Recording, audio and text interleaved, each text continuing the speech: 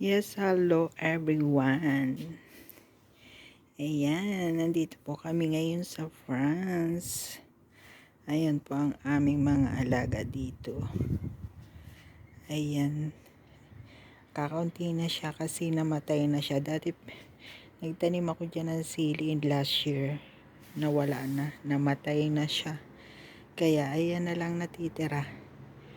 Balik 1 week pa lang uli kami dito, nakabakasyon 2 months. At ayan po ang aking mga didiligan ngayon.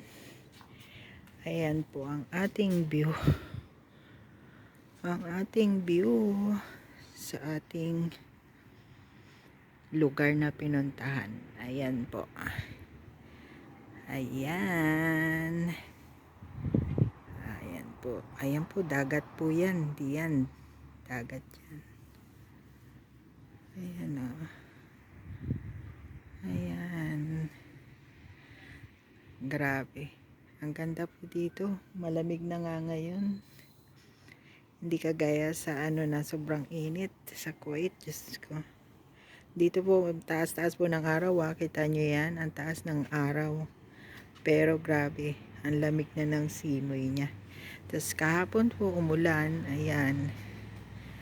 Kaya siguro hindi rin kami magtagal dito. Hindi kami abot ng 2 buwan kasi malamig na. Buti na nga lang nakapagdala ako ng jacket. Ayan. Oh. Ang ganda-ganda po dyan. Ayan. Ayan po. Ayan po ang ating lugar na pinuntahan. Ayan. May maganda po ditong tree. Ayan o, mataas. Ayan. O, diba po? Napakaganda. Doon may bahay na maganda doon. Banda doon. Ayun. Ayan. Para siyang Ayan. Nakakainip lang po kasi siyempre nag-isa lang ako dito. Kasama ko lang yung aking mga dalawang matanda. Ayan. Yung isang kasama ko ay hindi kasama. Ayan po ang aming bahay. Up and down po yan. Ayan po. Ayan.